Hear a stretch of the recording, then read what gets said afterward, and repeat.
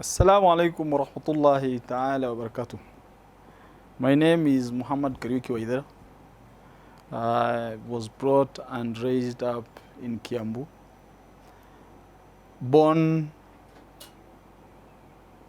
Gabriel Kariuki and Sylvian Kariuki, Francis Kariuki. So in a nutshell, I was born a Christian and raised around Christians. But along the way, I happened to become a Muslim. My journey has been easy, but it's of course had its fair share of challenges. And this is with respect to Islam. I started my journey as a Muslim way back in sometime in 1989. That was when I was in nursery school. And for me it was just, the usual schooling. You go to a nursery school where it just happens that, it's run by Muslims.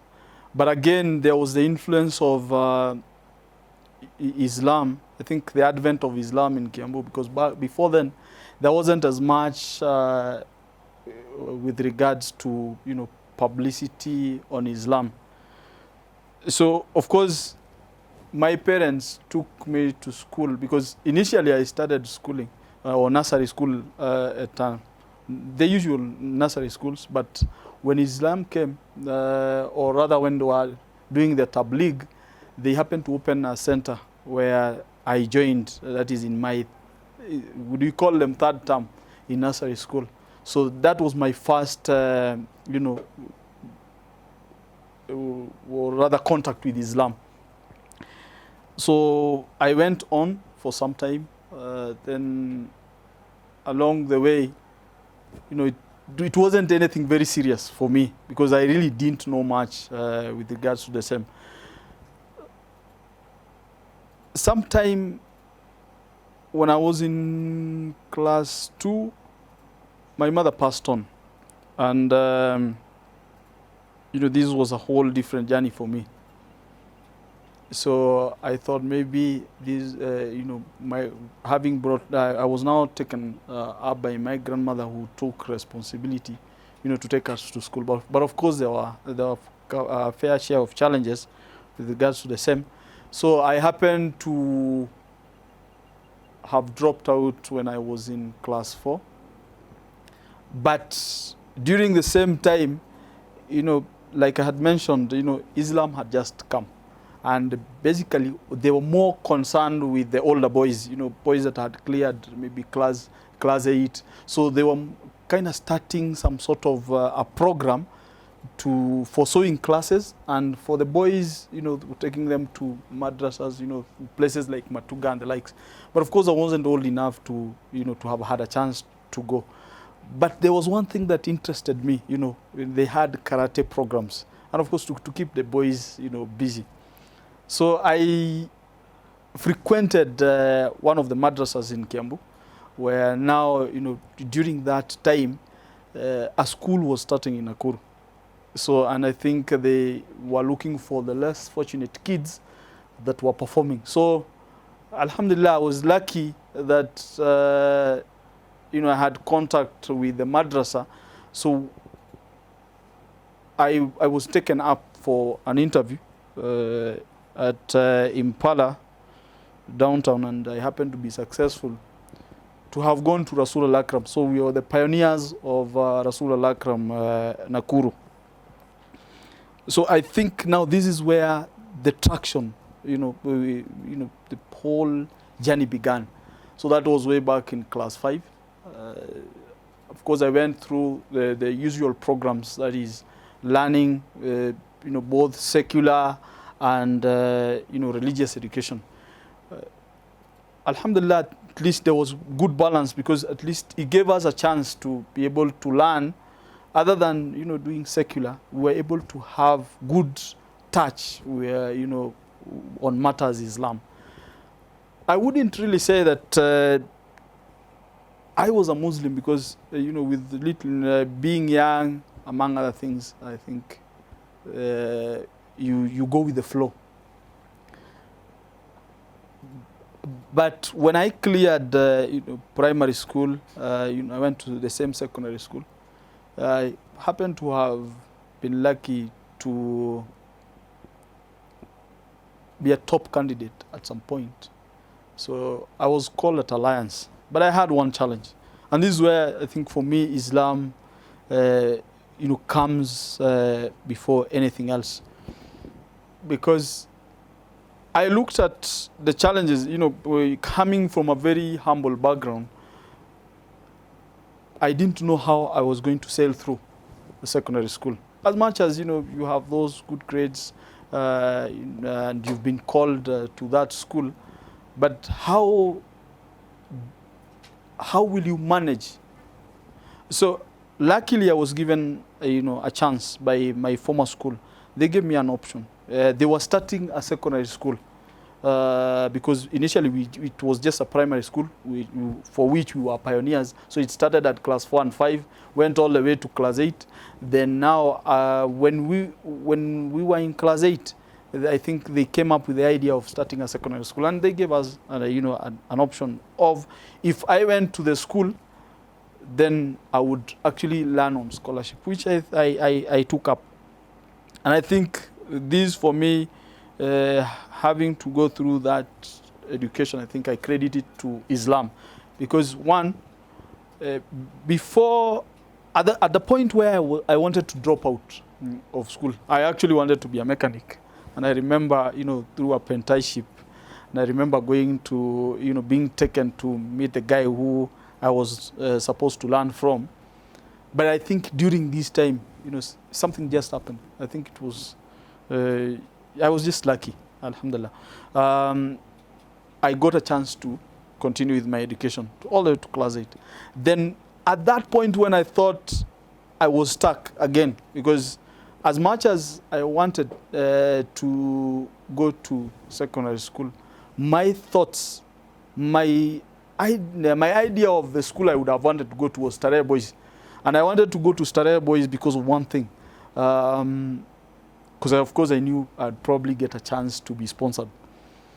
And unfortunately, I think my score was being, I think Starehe Boys was a provincial school, but performing.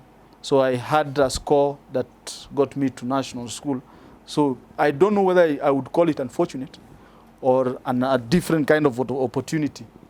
So basically, I had to make that tough decision, choose between, going to Alliance Boys High School and Rasul Al Akram. So I have always had the belief that you can perform from anywhere. And I think Rasul Al Akram gave us a good opportunity. And in terms of facilitation, I think we had the best facilitation as far as I got to know. So I believed that being at Rasul would also give me the same kind of opportunity, but better in the sense that I was guaranteed to go through schooling, with the sponsorship. Alhamdulillah, that went through. And luckily, During that time, we also happened to learn, to continue with the madrasa bit of it, and of course with the secular. No, but I kept thinking, I have patched into this religion, but what understanding do I have? Being brought up in the Catholic setup, at some point, doing the so-called career, or I don't know the equivalence for the same in English, so that I become an altar boy. And then doing now this turnaround, for me, I think it was big. And I didn't want to just go into Islam without a deeper understanding of what I was getting myself into. So after I cleared the fourth form, I was lucky to get into a program, comparative religious course, for which, now I was under the guidance of Marhum Shikuku. He was very good, and being a convert himself, was very good with the understanding of the Bible, and of course being a sheikh at this, and a Muslim cleric, quote unquote. Also, I had something to look at from both aspects. So I went through the program, finished the program. This for me gave me, the confidence to be able to understand. Now, but that in itself did not clear everything, because again, in school, the curriculum, I wasn't taking IRE as a subject, and the curriculum is more Sunni oriented. And now, when it came to our madrasa sessions, they were more of the Shia, inclined towards Shiaism. Of course, this is formed a basis of conflict, not necessarily for other people, but for me, because I did not understand how it, we got, how Islam got to this point, and I needed to have a better understanding of how. And I think with that, trying to comb books, look at what working on the background that I had from my what is it called, secular education, and having learned IRE for over 4 years, and now there is Shiaism, which I had started doing from class 5 to form 4. Now at least it also gave me another basis for comparison. You see, the first comparison I was looking at was Christianity. That is where I'm coming from, against Islam, the little that I knew. But because I did not trust that I had known enough of Christianity to be able to make a very informed decision, I thought maybe this course maybe would probably offer an opportunity for me to be able to have that understanding, Islam and Christianity, and which I think played a very big role when it came to decision making. Now, the other bit that was now left out was now Shiaism and Sunnism in that context. Now, of course, there was a bit of bias, based on the number of years spent, trying to learn things around the Islamic history and what could have brought about the divisions in religion, where we are talking of the various sects. But I think of concern was now the two major, that is Shiaism and Sunnism in that context. And I chose to go the Shia way, of course backed by understanding, because one of the things that drives my judgment is a fallback plan. Where is your source of inspiration? I had sheikhs around me, the likes of Sheikh Yusuf, who brought me up, and the other sheikhs who have played a very major role when it comes to shaping. And I think as much as I would say it is purely my decision, but it's also a matter of influence by the people I had around me. This journey has not been without its challenges, and especially because I'm the only Muslim in my family.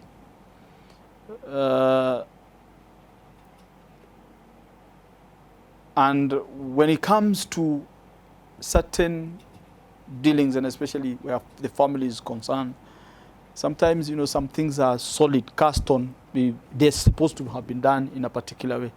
But then now, trying to be in that position where people are able to look at, you and when it comes to the decision making. And I think now that is what I had to work on so much, so that I set an example for my family to be able to see it in me without having to look at me discriminatively.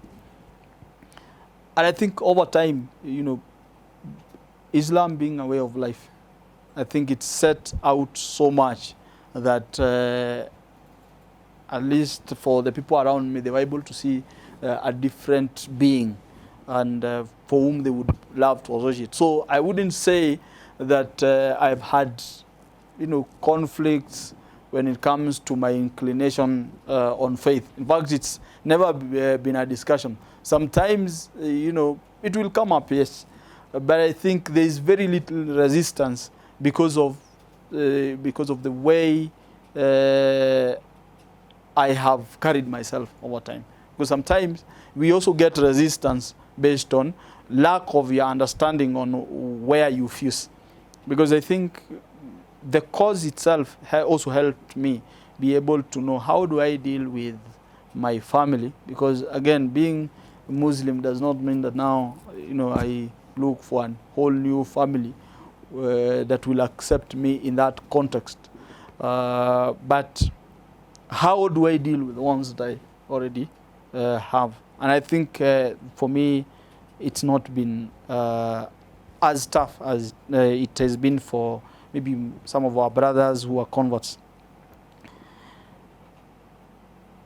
Now, Islam has helped me in very many areas, and especially a lot of my dealings are influenced by Islam when it comes to work.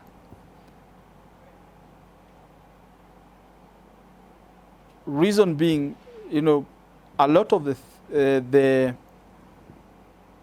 things that, the day-to-day affairs when it comes to matters, maybe how you interact with people, marriage, and end-to-end. You're looking at an end-to-end kind of thing, or rather, what would you say? Islam being a way of life. It's more than a religion. It's more of a culture than religion. So the fact that it touches on all aspects, I think for me, I chose to also confine within the same, such that if it is a career path, it was much more it's more guided by the religion than how things happen. When it comes to my dealings, maybe business dealings, I think it's also around the same, because there are guidance on let's say trade.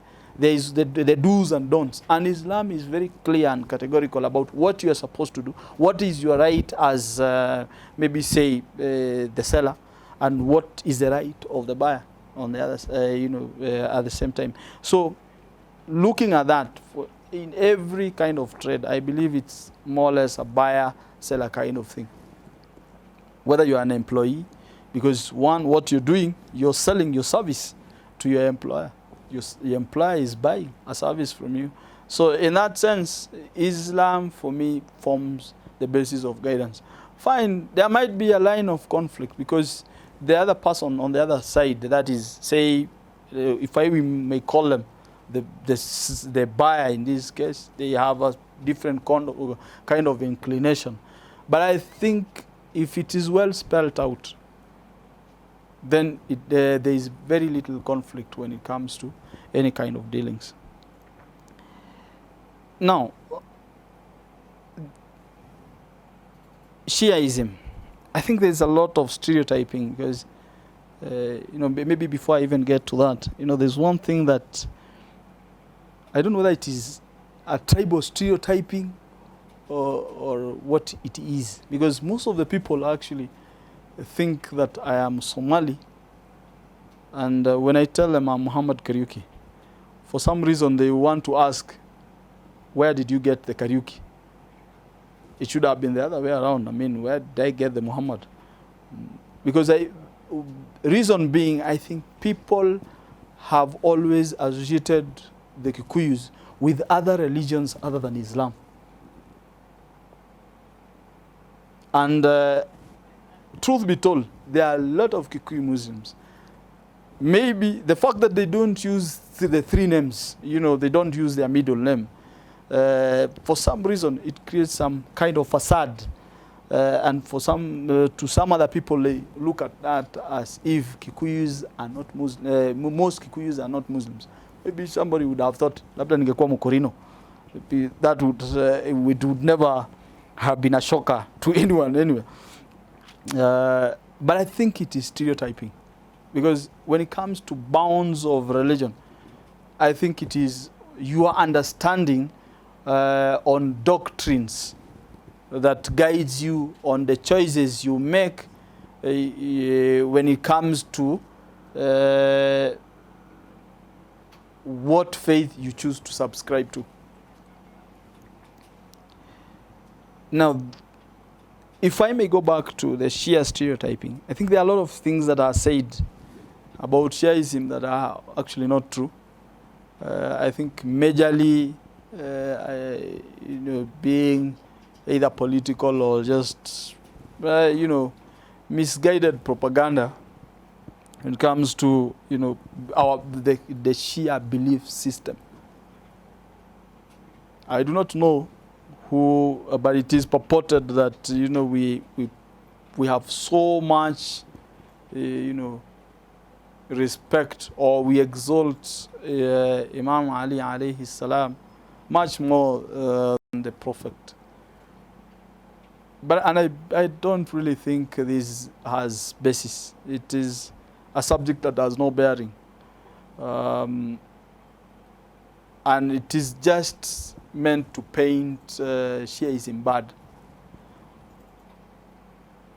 The question of why we accord them, the respect that we do,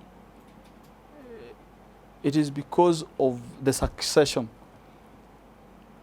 when it comes to Islam. And of course, there is a long story around who was supposed to be the successor to the Prophet after, his demise. And that is probably a subject that will probably be handled by people who are more knowledgeable than I am. And but I feel that a lot of the things that are said have no basis. Shiaism and and Sunnism is just a choice, but it should be backed by proper understanding. Sometimes I feel that as Muslims, sometimes we just follow, which is Shia means follower, and sometimes we also do the same. We just follow, or we inherit. Your parents were Christians. Have you ever had a chance to challenge that Christianity? Because I believe our understanding of whatever content, or doctrines taught by a certain religion, or going to the extreme cults, is a deeper understanding of that of which it forms their belief system.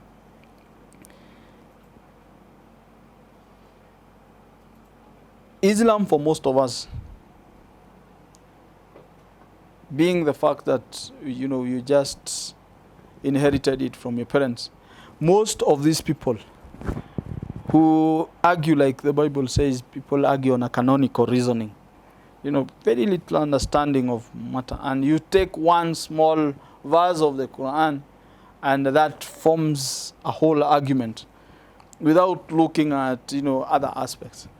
And that's the biggest tragedy we have as Muslims, because you inherit Islam from your parents.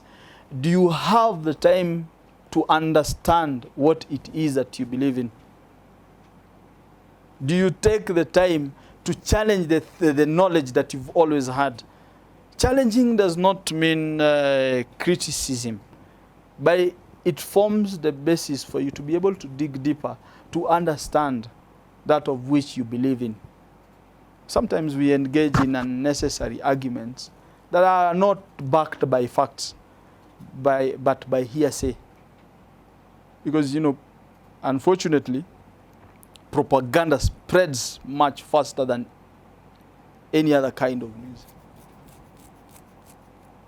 So, and unfortunately, we are not able to go back and look at that of which that is fed to us, for us to be able to separate between that of which is true and that of which is false.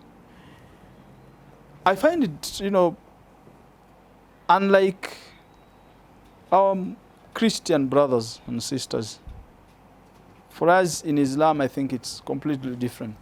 Because you find that we have, our sheikhs, our religious clerics, preaching about a matter. They will mention, do certain quotations, quote the Quran, a certain chapter, a certain verse. But how many of us, are able to put that down, go back and, read through for deeper understanding? We pick the information that is fed to us and we run with it. We have no form of verification whether even the person talking to us had basis. And I think that has been the biggest, problem that we've had. And that is where the biggest fights on sectarianism has stemmed from. Because we have so much faith and so much trust in the people standing in front of us than going back to be able to verify that of which that we've been told. Verification does not mean that, doubt. Because if somebody told me about something, by me going to find out, because sometimes someone might quote something, and because they know, you do not invest in trying to understand that of which that has been said, then they use that channel, to feed us with the wrong information, and especially for converts. Of course, converting is, and especially at a later stage in life, say when you're older, sometimes it's more challenging because there's so much that you have to learn to try and fit in. But it's not as hard as it might look, because if you engage your mind to understanding, because you've made a choice, to cross from this to the other. Whatever guided you to crossing over should be the same that should guide you to having a deeper understanding of that of which you've gone to. Converting from Islam or moving from, would I call it conversion, from Sunnism to Shiaism. How many of us as Shias understand what Sunnis, what doctrines they subscribe to? How many Sunnis have had the time to peruse Shia books to be able to understand that of which Shias believe in? The best that we do is either we demonize the other, the other religion or the other sect, and exalt ours.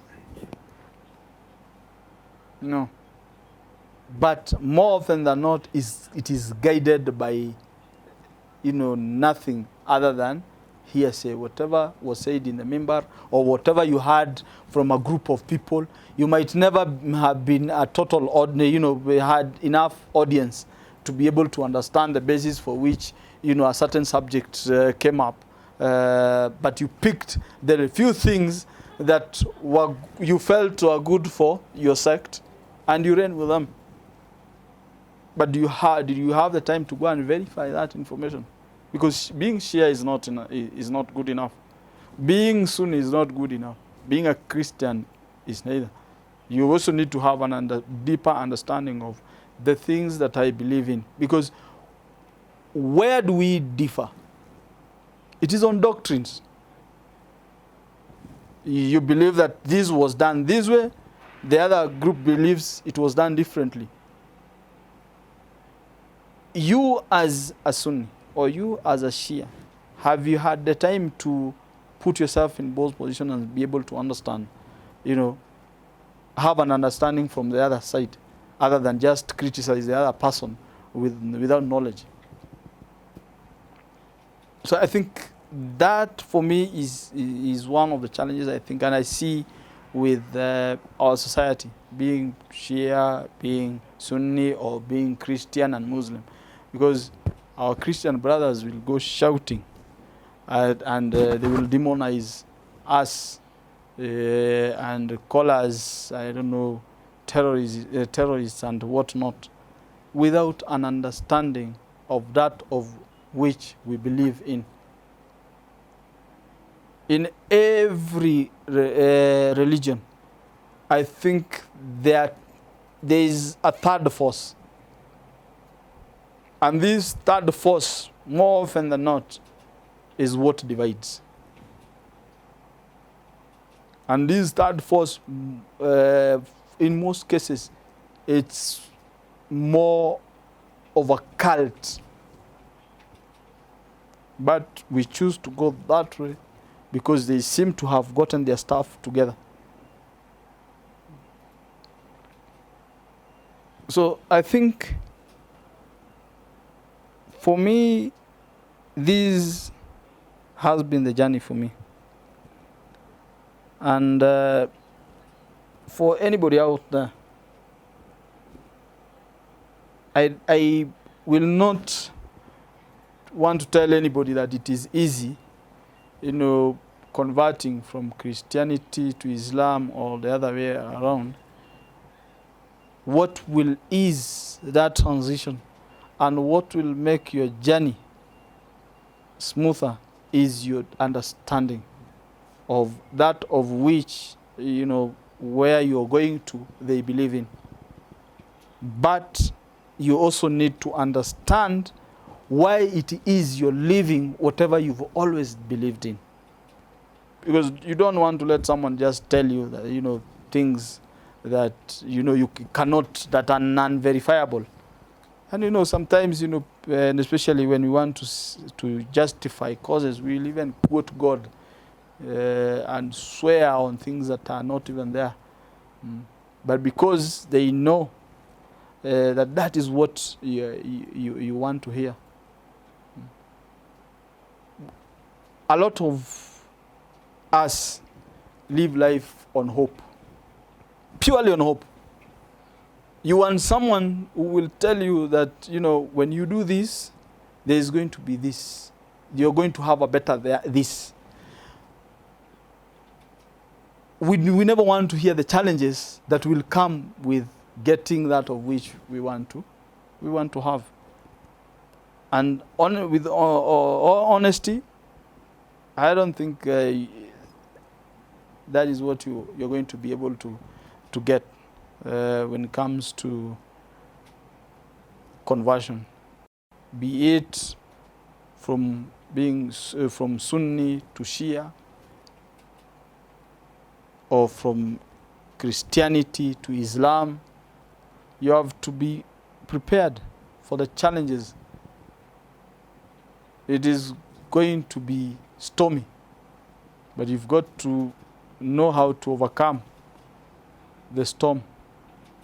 For it to get calm, it only gets calm for some time, then after that you're back to storm. But how much you invest in your understanding of things is what is going to help you in solidifying, your ground on which you want to stay afloat. So in a nutshell, that has been my journey. There is still so much more to discover. I think I am not anywhere close to a destination. Challenges are still there, and I believe we shall overcome. I try and invest in getting a deeper understanding of my religion, Islam as a whole, and the changing faces of sectarianism. Because again, even as Shias, we also have, most people don't only think that as you're just Shias. Even as Shias, there are subsects, which again, it doesn't make it any easier because you need to also be able to understand. Say, for example, Shia Ismaili, Shia Ithna Ashari, where are the differences and what brought the differences? So, being Shia is just a small, is what we call at the tip of the iceberg. Because there's still so much that you're going to hear that will put you into confusion. But the most important thing is form a basis. Let it be a learning process. And you will have all the support, because you need to have a support base, which I think sometimes we lack. And especially for converts. I have been to school with people who converted much later, and they're not necessarily Shias, but they're Muslims. Yet a lot of what they learned was Shiaism. And I attribute their being in Sunnism or Wahhabism to the fact that they might not have that support base. Because again, you're getting into a new frontier. You need to have people who will hold your hand when you're in that phase. And if you do not get the right people holding your hands, this is where radicalization starts. I'm not saying that being Sunni is radicalization, but if you do not get someone who holds your hand and subscribes to the same belief systems as you, then that throws you off, and you will grab, you'll grab the next thing that comes your way.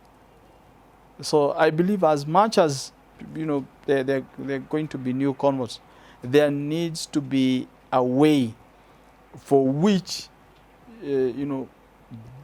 these converts are actually supported. Because converting is one thing, practicing is another. We have so many people call, and who purport to be Muslims. But Muslim is not just a name. It doesn't stop at the Shahada. That is just but the beginning of a long journey. A very challenging one. So I think it's a question of look, as you convert, look for those people that will form your support base, so that it also helps you grow spiritually. Right? So I think even for this also now poses a challenge to our clerics and the people involved in converting those that are coming to Islam or to the various sects. They need to have that understanding of that of which Islam has to offer, because there are a lot of misunderstandings. But when we have those that are more knowledgeable than we are guiding us through, then we have a stronger community. And we have people with a solid understanding of for that of which they have chosen to subscribe to.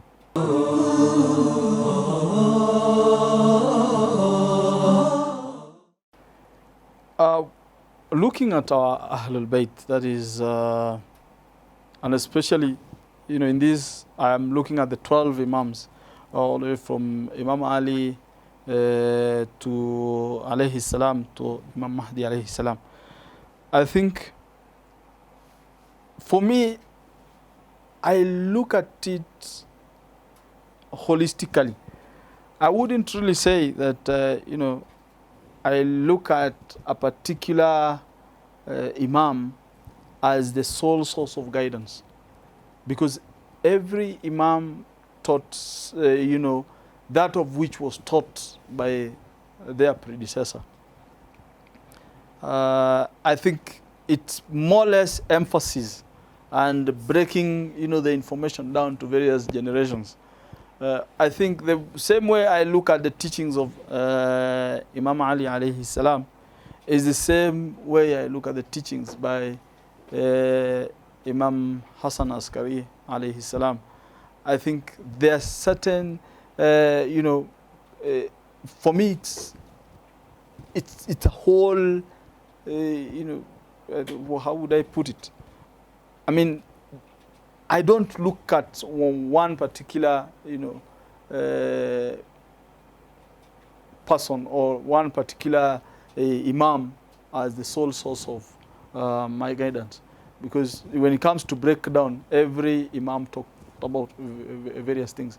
But that notwithstanding, Imam Ja'far as-Sadiq alayhi salam, had an ample time to also teach, unlike the other Imams.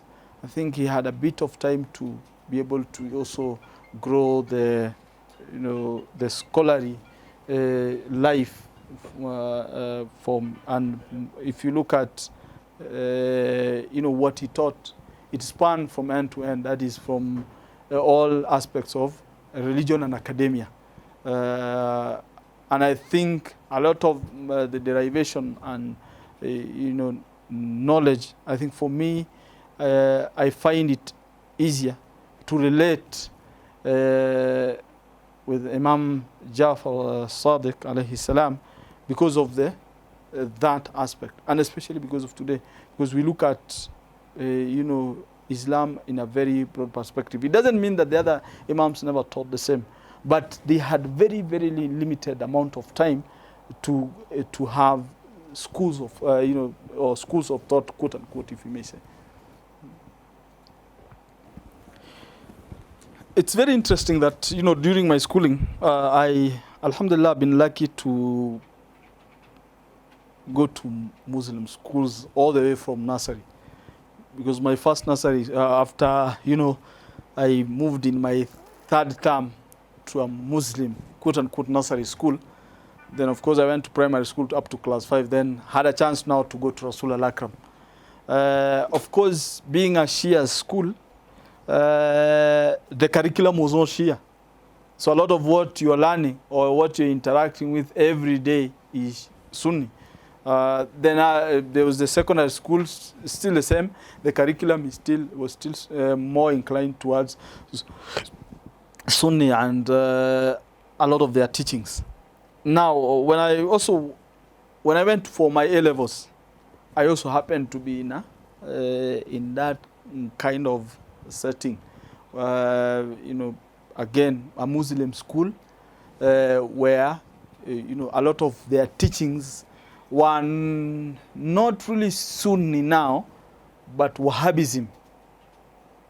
That is both from my A-levels and my college or university. So a lot of what was taught wasn't. So Shiaism for me is not, it didn't just come by default. Because if you look at a lot of the time I have spent around other sects, and a lot of the teachings have been around the same. But I think the foundation I got from my primary school and secondary school forms a very, a very big role in terms of my decision. And because from my teachers, what they emphasized on, or rather what they gave us a platform for which you would be able to make a decision. Because even being in a Muslim school, just like any other school, there are rules and regulations. The fact that we had to go to the mosque, whether Christian or Muslim, you all had to go to the mosque. There was no compulsion per se. Because, you had your voice and whatnot.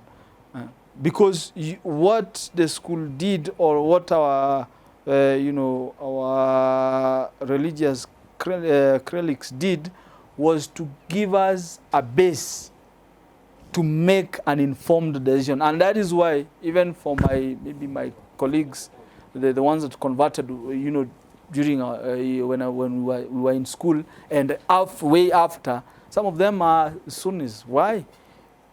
It is because they got a basis for which they can make a decision. It did not tell them that, Shiaism is the true religion.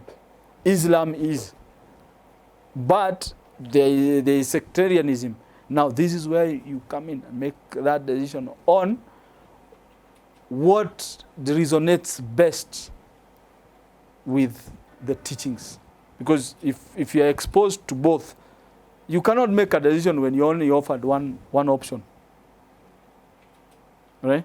So I think the fact that I had both options, it made it easier for me to make a more informed decision, because you compare this and the other, and where things went different ways. So I think that is, for me, what guided the most on my decision on being a Shia, was the fact that I had two options to choose from, or unlike being given one option, which is, in most cases, that's what happens. You're told that this is the only way, but you're not given a chance to be able to know these other, sect. What does it offer? Why do I believe in the things I believe in? Yeah, so I think that's, for me, that was what guided that. Now, when it comes to my name, Muhammad Kariuki, I think Muhammad was given to me by my nursery school teacher, and I think it befits me. Maybe because I am trustworthy and worthy of praise, because Muhammad means worthy of praise. Sometimes, we walk around with there's so much to a name. Sometimes, people think there's nothing to a name, but when you are referred to as so and so, you need to be able to have a very good understanding of the personality behind the name, because there's so much in a name. So when you're called Muhammad, and I will not say in any way that I'm any close to being an infallible. I have my flaws that are more than I can think about, but God is merciful.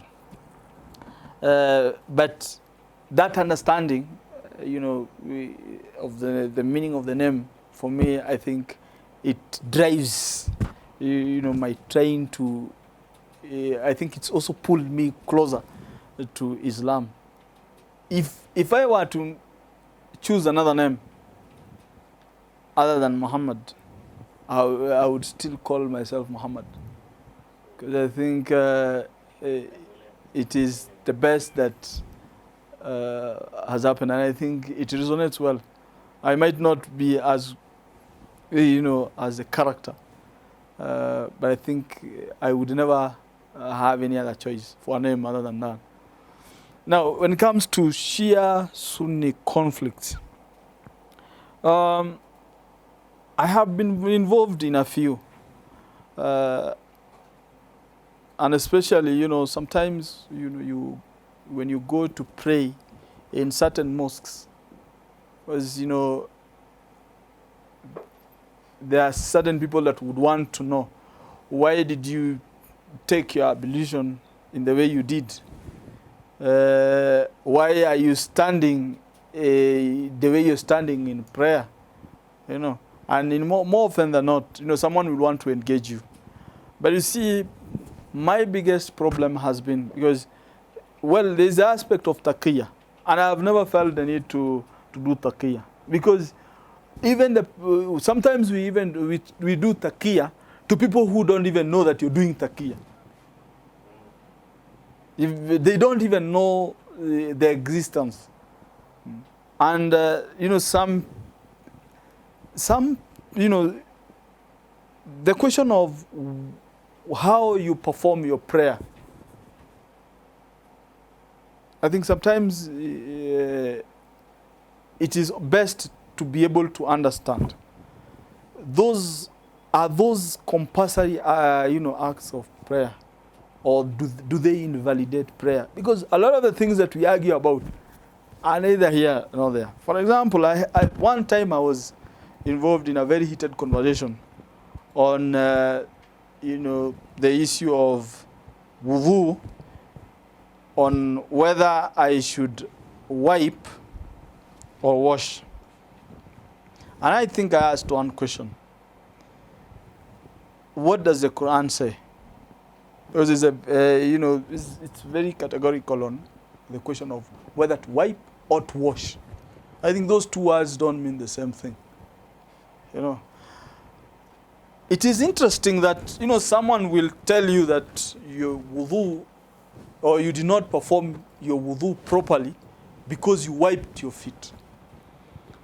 But on a cold day, they will do everything and then wipe on top of socks. So what guides that?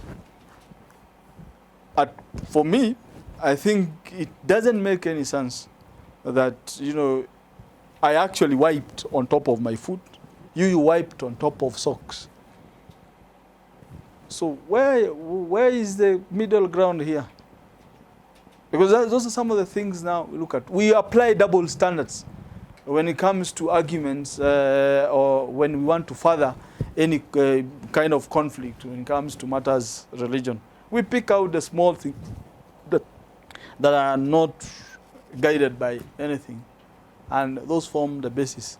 But when you do them, it is okay. But when a Shia does them, it is wrong. Tell me, you know, how did you arrive at wiping on socks? And how and that for you is okay, but it is not okay for me to wipe my feet. So I think a lot of the times some of those arguments have no basis. Now the other thing that, you know, unfortunately our brothers do is that we've worked so much on propaganda, and the one, you know, when you have any kind of, you know, argument with any other, you know, our brothers from any other sect, the one thing they will tell you is they will tell you to go and read. What is wrong with that? If I told you that whatever you're telling me, go and look at this and these references, what is wrong with that? Some of the times you have a situation for which you tell them to go and look at their books. Go look at your book on this matter. They are not your books. They are your own books. Because I believe sometimes that having the best conversation is not necessarily on where you stand, but stand where the other person is standing and try to argue matters based on the same, you're actually on the same ground. Because if I brought you my books, do you have a good understanding of mine? If you brought me yours, how sure are you that I understand yours? Now the issue of marriage, I think it's a very sensitive matter when it comes to marriage. Marriage is actually a journey. and by two people who choose to adventure, because none of them actually knows where they are going. We are driven by hope, and it's very unfortunate that sometimes we think the other person knows. Being a man, you know where this is going. We don't know. we just hope that everything is going to work out well. Now, when it comes to the choice of spouse, Sunni, Shia, Christian, of course, there are the don'ts. But let's look at a Shia and a Muslim, or let's say a Muslim that is of a different sect other than yourself. I believe the most important thing is table that of which you believe in. Let me have an understanding of what you believe in. And keep an open mind. The same way you'd want me to learn, the dealings in Sunni, Wahhabism, or the different sects in Sunni, or you could be a Shia like I am. I'm a Shia Ithna Ashari, you are Shia Jafari, Ismaili. I mean, come with a solid argument for that of which, other than just words, because we can compete on words, and we're not going to get anywhere. But table something that will help me be able to understand. And I think that's what we shy from. We never want to learn. Can you learn enough of mine and allow me to learn enough of yours before you try to force me into believing whatever you believe in? Number one. Two, do you have room to be able to challenge your own belief system? Because who tells you that what you believe in is actually right? Do you ever challenge that? Sometimes I sit back and I'm thinking, this is kufr. Because and God forgive me, because in so doing, it helps me understand. Because if you're not able to challenge your thought process, I don't think you are enslaved by those kind of thoughts. You've got to be able to challenge that and look at a whole different viewpoint. So the question of who, for our spouse, a Muslim, yes. Whatever sect, other than radical, if there is any sect that is coming up, the quote-unquote, that would be called radicalization, so to speak. I mean, it's more of a cult than a religion, so to speak. When it comes to religious beliefs, the honest truth is it is not easy to cross over from one belief system to another, be it within the same. And that is why we have, our differences. We are Shias. We have, differences based on doctrines. But it is very sad that for certain people, it is actually forced that they want you to, it's their way or the highway. And I think that this is where conflict begins. Because say if you have been told, have you verified?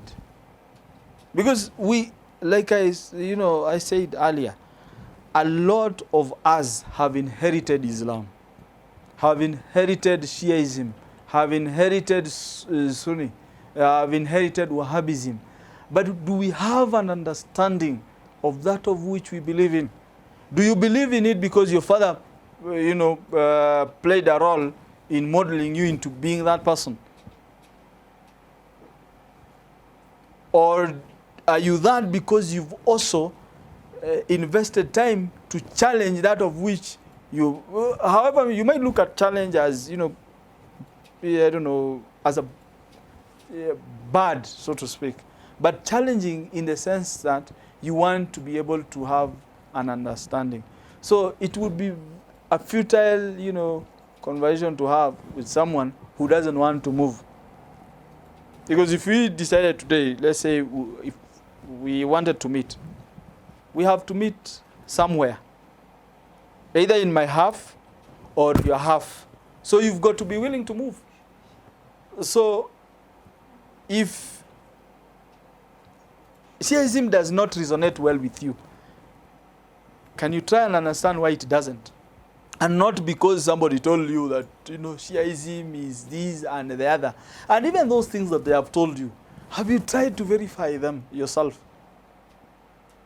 Because I think that is the basis for everything when it comes to solidifying your understanding of your belief system in all aspects, of life.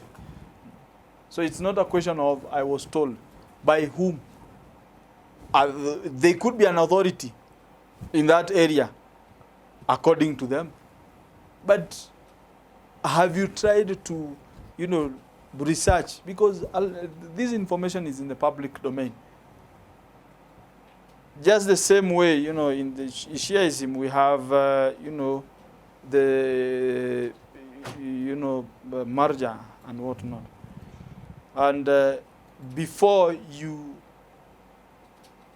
decide on who to follow on matters taqlid, it is important that you look at the various scholars or the mujtahid, their level of knowledge, and see who is more knowledgeable. Because even in their own circles, they know each other. They know who is more knowledgeable than the other. And then from that, see whom you can actually you can follow. So you just don't decide that everybody is, or rather, some of these things, when it comes to matters taqlid, we hear them in our masjid, we hear them in the mosque, that, for us, we follow so and so, or according to so and so, this matter should be handled this way. But you also heard that, but according to a certain other marja, he says that this is permissible. Do you invest in trying to understand why they have chosen to make whatever it is they have made permissible in the first place? Because we need to have an understanding other than jump onto. Because if you choose to take a marja based on, those things that fit you, believe me, at some point there are going to be certain things that you will probably not also like. Because being human, we actually want to be guided by our own, what makes us happy. I think when it comes to matters Islam, and maybe for those things that are, maybe as people might put it, they are pro-Shia, or these are Shia practices. I think more often than not, a lot of the guidance, as Shias, we get a lot of our guidance from the Holy Book, that is the Quran, the Holy Prophet, and his lineage. And whatever was taught, what is meant to last to the day of judgment. So that means that God knows beforehand that of which that is going to happen, right? So we can't really say that certain things because the Prophet lived almost 1,500 years ago, that is 1,400 years ago, that yes, things have changed, but God knew that a time like this, there will be a time like this. So whatever guidance that we have spans to date. Now, unfortunately, for those of us or our brothers who believe that certain things are, are more of Shia, it is backed by the fact that, of course, because they are so-called scholars, quote unquote, believe or have an inclination to that. But what basis do they have to have changed that of which was taught by the Prophet? So that's how for me, I look at things. And sometimes I think we also try to relate things that were happening then to today. And remember, when they were happening then, it was a different context. And today it's a whole different context. We need to see where those two things marry. Because we cannot take a whole issue today and imagine that, it played out the same way in the past. Because, of course, there are different influences right now, which now forms the basis for people saying that this is wrong, or like the issue of muta.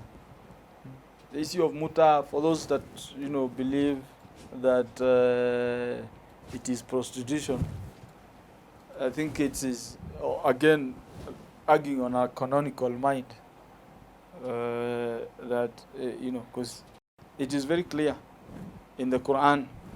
I remember back in school when they were talking of the issue of an abrogation, where, you have a certain verse,